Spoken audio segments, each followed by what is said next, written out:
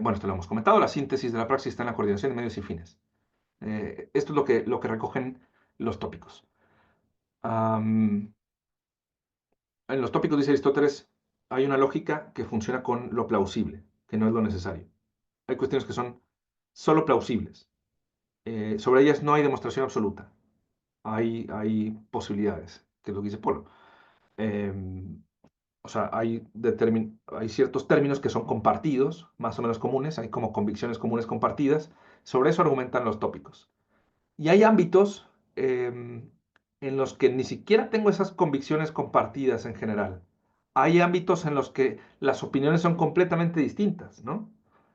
Como ese libro que escribía Jonathan Haidt, ¿por qué sobre, ¿cómo se llama? Las diferencias de los justos o algo por el estilo. ¿Por qué tenemos formas de pensar tan distintas en cuestiones políticas? ¿Por qué usted puede estar convencido absolutamente de que esta propuesta política es la más adecuada y yo puedo estar absolutamente convencido de lo contrario?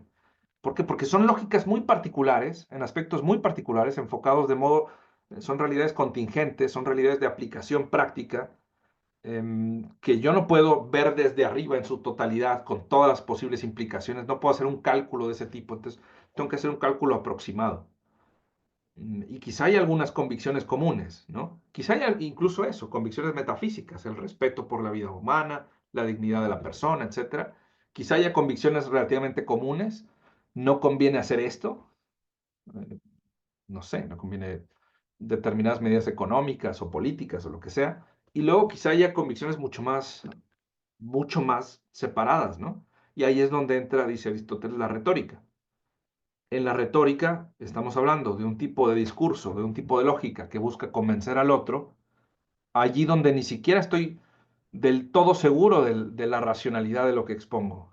Por eso dice Aristóteles, en la retórica lo que opera no solo es el logos, no solo es el discurso, sino que también opera el etos, el carácter del orador y los sentimientos del público. El buen retórico, el buen político es aquel que logra un discurso persuasivo, a partir de las emociones del público, y porque su carácter es tal que me hace creerle. Yo le creo. Habla con tal convicción, más o menos parece entender lo que dice, le creo. ¿Puedo justificar lo que dice? No. Este es el plan económico de tal político, o este es el plan social, o el plan de seguridad, o lo que sea. Yo no soy experto, no puedo ser experto, no puedo saberlo todo, pero lo dice de una manera relativamente convincente, tiene me hace sentido, me convence, además me entusiasma. Ese es un tipo de lógica, ese es un tipo de razonamiento de convicción, que además es importante, es necesario. Lo que dice Aristóteles, perdón, lo que dice Polo en el texto, ¿no? Los científicos no tienen por qué estar como convenciéndonos de todo. De hecho, en la ciencia de las cosas necesarias no tiene por qué haber discusión. No se discute sobre la velocidad de la luz. ¿Qué tal si hacemos la velocidad de la luz un poco más rápida, un poco más menor? Eso no es discutible, eso es una constante.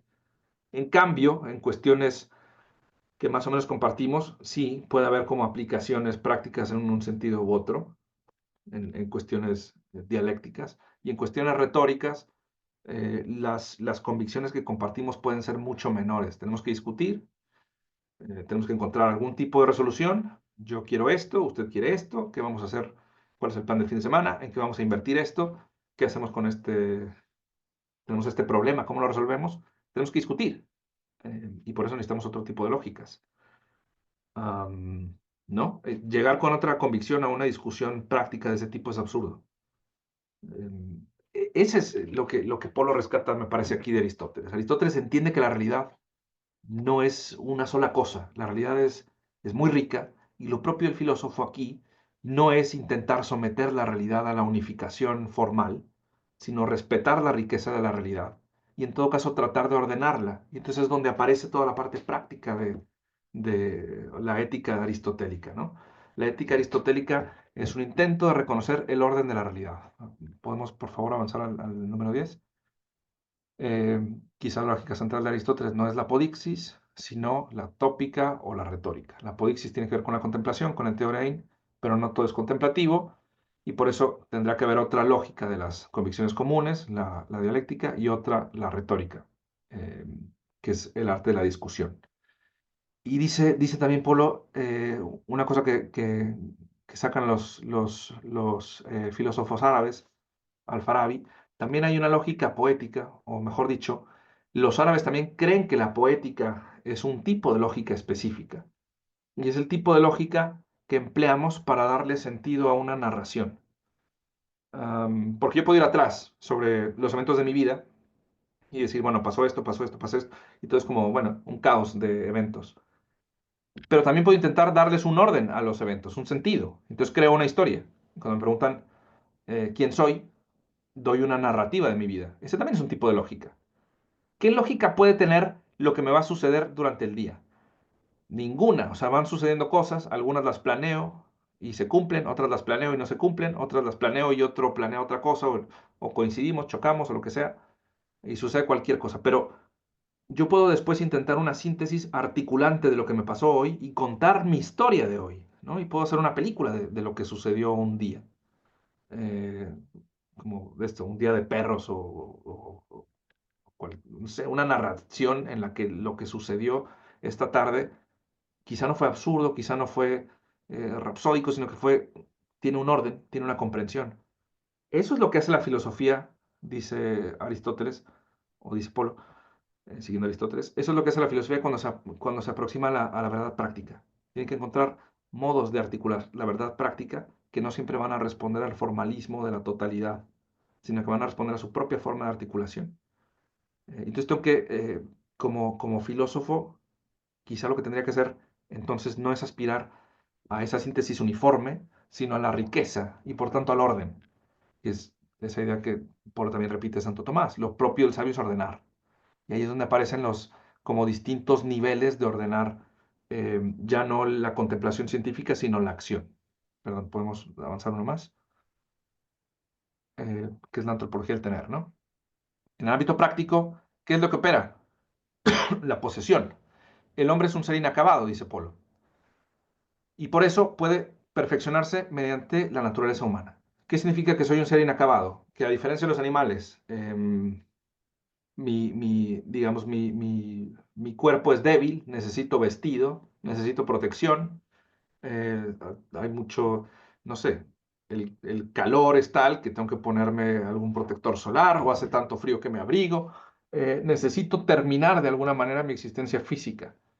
Em, o sea, necesito una función sintética en la práctica, que no es simplemente formalizante. No puedo tampoco deducir científicamente cómo debe ser la acción, sino que la acción tiene que irse adaptando a la riqueza real, según las circunstancias, según el clima, según la alimentación, según la división del trabajo, etcétera. Entramos a un mundo de lógicas variables, de cosas contingentes.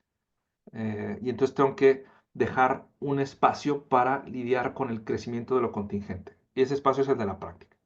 Cuando nos vamos en la verdad práctica, no me apoyo en la necesidad, me apoyo en la apertura humana hacia el ambiente, me apoyo en la apertura humana hacia los demás. En otro sentido, o en otras palabras, cuando nos movemos en la práctica, nos movemos en la apertura de la libertad. Y la apertura de la libertad es distinta y tiene su propia verdad, por así decirlo. O sea, la verdad práctica no deja de ser verdad. Aceptar que hay una verdad práctica o una verdad contingente no significa, dice Polo varias veces, no significa que sea un relativismo, significa que estoy siendo coherente con la realidad, ¿no? La realidad de las cosas, el ser de las cosas, es lo que causa la verdad. Em, y por eso tiene que haber un orden distinto, un orden de bienes. De hecho, en el texto, quizá lo han notado, y en varias conferencias, Polo habla de la ciencia moderna eh, como una dimensión nueva. La ciencia ya no se concibe solo como un hábito de conocimiento, sino como una actividad social en la que intervienen muchos científicos. Y por tanto también hay un cierto carácter social, un cierto carácter práctico en la ciencia. Y por eso incorpora distintos tipos de lógicas. Y por eso tiene sentido que haya autores como Kuhn que hablan de las revoluciones científicas. O sea, son distintos modos de articular la cuestión. Em, Cuando nos vemos en el mundo de la cultura, en el mundo de lo abierto, en el mundo de la práctica, tenemos que dejar paso a ese tipo de lógicas que nos permiten articular algo diferencial. Y ahí lo que aplica, dice Polo, ya no es entonces una sola verdad que orienta todos los saberes, como la teoría científica aristotélica, en donde hay ciencias superiores, inferiores, principios, axiomas, teoremas, deducción, sino que hay más bien un orden, La acción tiene un orden. El tipo de lógica que opera en la práctica tiene que ver con el orden de la acción y ahí es donde se introduce la razón técnica, la razón moral y la razón política.